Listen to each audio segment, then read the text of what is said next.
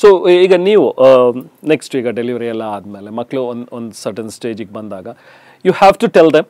So ಯಾಕಂದರೆ single parent ಅನ್ನುವಂಥದ್ದನ್ನು ಅವ್ರಿಗೆ ಮುಂಚಿಂದನೇ ನೀವು ಅದನ್ನು ಹೇಳಬೇಕಾದ್ರೆ ಇದೆಲ್ಲ ಪ್ರಿಪೇರ್ಡ್ ಇನಫ್ ಭಾವನವರೇ, ಇದೆಲ್ಲ ಸ್ಟಾರ್ಟ್ ಮಾಡೋಕ್ಕಿಂತ ಮುಂಚೆನೇ ಅದನ್ನೆಲ್ಲ ಆಲೋಚನೆ ಮಾಡಿದ್ರ?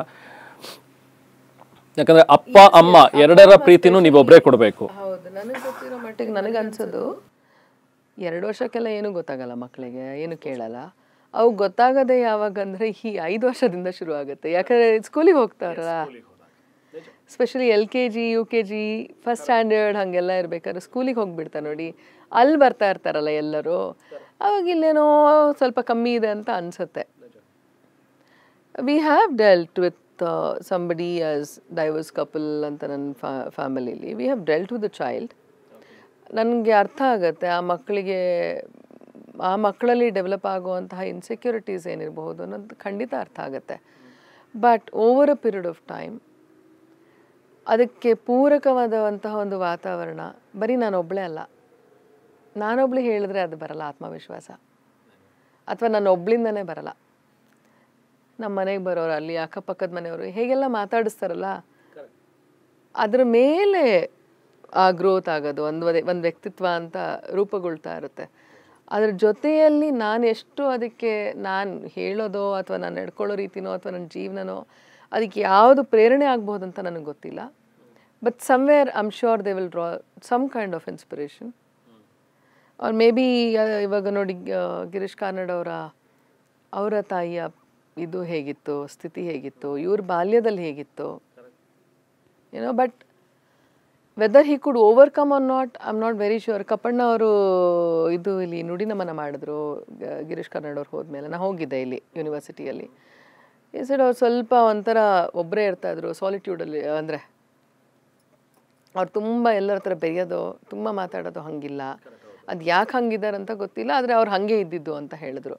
So we never know, is it because of his ಚೈಲ್ಡ್ಹುಡ್ಡಲ್ಲಿ ಆಗಿರೋಂತಹ ಬದಲಾವಣೆಗಳಿಂದನಾ, ಅಥವಾ ಅವರು ಹಾಗೇ ಇರಬೇಕು ಅಂತ ಅವ್ರು ಆಯ್ಕೆ ಮಾಡ್ಕೊಂಡಿದ್ದ, ಅದು ನಮಗೆ ಗೊತ್ತಿಲ್ಲ ಅದು.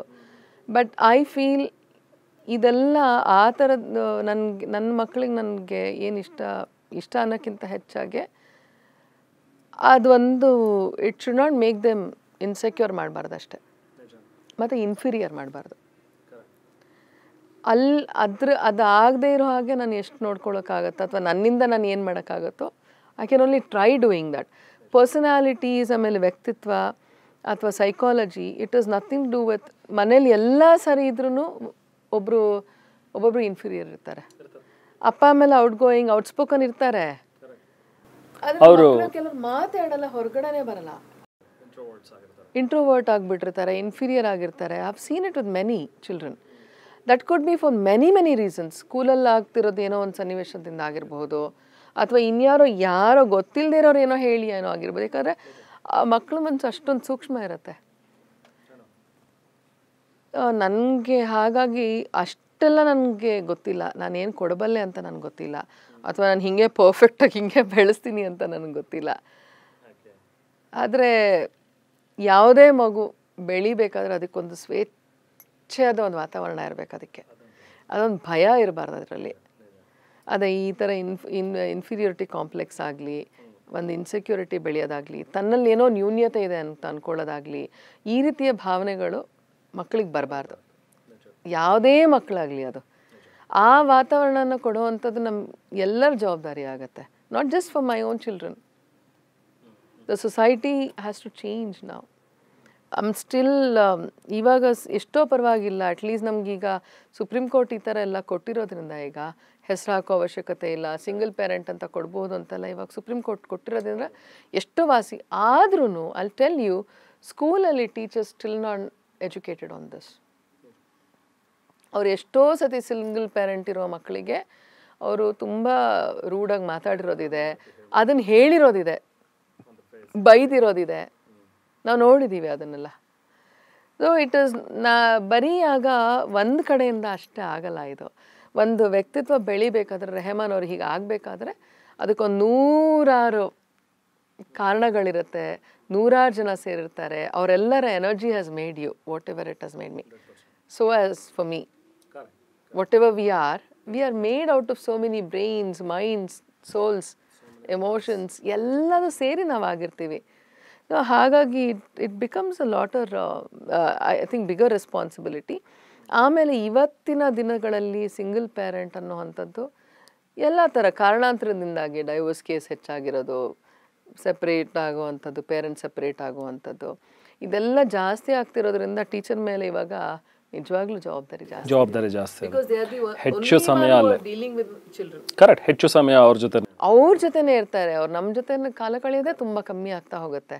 ಹಾಗಿರುವಾಗ I think they have much more a great responsibility than ನಮ್ಮ ಟೈಮಲ್ಲಿ ಇರೋಕ್ಕಿಂತ ಅವ್ರಿಗೆ ಜಾಸ್ತಿ ಇದೆ.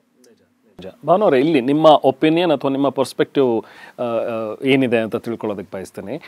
ಮಗುವಿಗೆ ಚೈಲ್ಡ್ ರೈಟ್ ಅಂತ ನಾವೇನು ಹೇಳ್ತೀವಿ, ಪ್ರತಿಯೊಂದು ಮಗುವಿಗೆ ಒಬ್ಬ ತಂದೆಯ ಪ್ರೀತಿ ಕೂಡ ಬೇಕಾಗತ್ತೆ, ತಾಯಿಯ ಪ್ರೀತಿ. It's bound to natural, it should be, it is how that should, that's how it should be. Yes, but in this case ಈಗ IVF ಥ್ರೂ ಸಿಂಗಲ್ ಪ್ಯಾರೆಂಟಿಂಗ್ ಇದ್ದಾಗ ಆ ಮಗು ಎಲ್ಲೋ ಒಂದು ಕಡೆ ಆ ತಂದೆಯ ಪ್ರೀತಿಯಿಂದ ವಂಚಿತ ಆಗತ್ತಾ ಅನ್ನುವಂಥ ಒಂದು ಪ್ರಶ್ನೆ ಬರುತ್ತೆ. ಇದಕ್ಕೆ ನಿಮ್ಮ ಒಪಿನಿಯನ್ ಅಥವಾ ನಿಮ್ಮ ಪರ್ಸ್ಪೆಕ್ಟಿವ್ ನೀವು ಯಾವ ರೀತಿ ನೋಡ್ತೀರಾ? ಇದು ಅದೇ ಹೇಳ್ತಿದ್ದೀನಲ್ಲ, ಈಗ ನೋಡಿ, ಮದುವೆ ಆಗಿ ಅಪ್ಪ ಅಮ್ಮ ಇಬ್ಬರು ಇದ್ರೂ ಸಹ ಡೈವೋರ್ಸ್ ಆದಮೇಲೆ ಅದು ವಂಚಿತ ಆಗ್ತಾನೆ ಇದೆಯಲ್ಲ. If at all every parent could think on those lines, toxic relationship ಅಲ್ಲಿ ಆಗ್ತಾ ಇದೆ. ಹೌದು, ಆಫ್ ಕೋರ್ಸ್, ಹೌದು, ಇಟ್ ವಿಲ್ ಎಫೆಕ್ಟ್. ಬಟ್ ನನಗನ್ಸೋದು ಈ ಕೇಸಲ್ಲಿ from the day one you already don't have, so ಅಟ್ಯಾಚ್ಮೆಂಟೇ ಇರಲ್ಲ, ಅಥವಾ ಮೇ ಬಿ ಮಕ್ಕಳಿಗೆ ಆ ಕಾನ್ಸೆಪ್ಟೇ ಇನ್ನೂ ಗೊತ್ತಾಗ್ತಾ ಇರಲ್ಲ ಅನ್ಸುತ್ತೆ, unless I make them realise. ಈಗ ನಾವು ಎಲ್ಲಿ ತಂದೆ ತಾಯಿ ಇರ್ತಾರೆ, ಮಕ್ಕಳಿಗೆ ಹುಟ್ಟಿದಾಗಿಂದ ನೋಡು ಅಪ್ಪ ಬಂದರು ಅಂತ ಟ್ರೈನಿಂಗ್ ದ ಕಿಡ್. ಇದಪ್ಪ ಇವ್ರ ಮಾಮ, ತಾತ, ಅಜ್ಜಿ, we are training the child. ಅಮ್ಮನ್ ಮಾತ್ರ ಅದು ಗೊತ್ತಿದೆ, ಅದಕ್ಕೆ ಹುಟ್ಟುತ್ತಾನೆ ಕನೆಕ್ಷನ್ ಬರೋದು ಅಮ್ಮನ ಜೊತೆ. ರೂಢಿ ಮಾಡಿ ಹೇಳ್ತಾ ಇದ್ದೀನಿ, ಅಪ್ಪ ಬಂದ್ರೆ ಹಿಂಗೆ ಕಾಲಿಗೆ ನಮಸ್ಕಾರ ಮಾಡು, ಚಂದ ಮಾಡಿ ಮುದ್ದು ಮಾಡು, ಇನ್ನೇನೋ ಮಾಡು. So I am asking the child to repeat the same thing day to day, preparing the child to behave in a certain manner. Father ಅಂದರೆ ನೀನು ಈ ಥರ ನಡ್ಕೋ, ಮಾಮ ಅಂದರೆ ಹೀಗೆ ನಡ್ಕೋ ಅಂತ ಹೇಳ್ತಾ ಇರ್ತೀನಿ. So I am training for every relationship. ಅದು ತಂದೆ ಪ್ರೀತಿಗಿಂತ ಹೆಚ್ಚಾಗಿ ದೆ ಲುಕ್ ಫಾರ್ ಅ ಮೇಲ್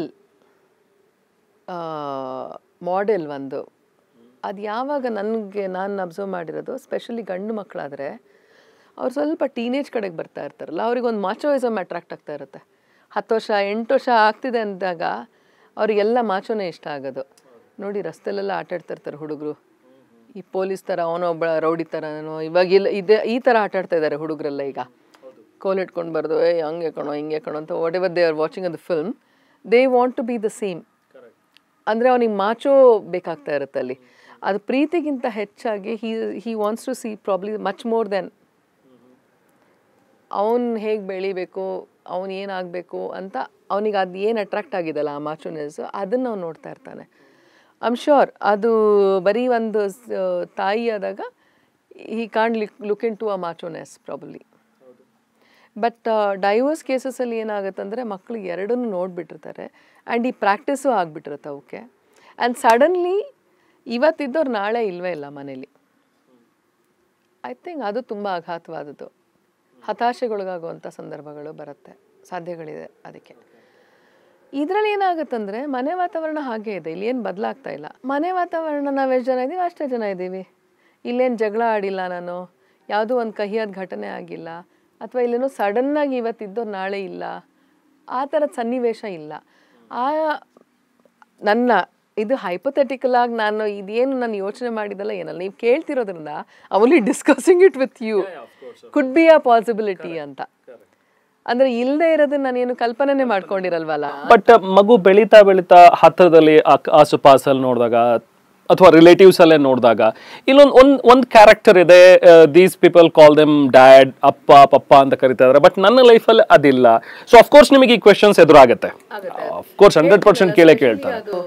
8 ವರ್ಷದಿಂದ 12 ವರ್ಷ ತನಕ ಬರ್ತಾರೆ ನೋಡಿ ಮಕ್ಕಳು, ಅವರಿಗೆ ಯಾವುದು ಒಟ್ಟಿನಲ್ಲಿ they want a complete picture. ಆಮೇಲೆ ಇನ್ನೊಂದೇನಾಗಿದೆ,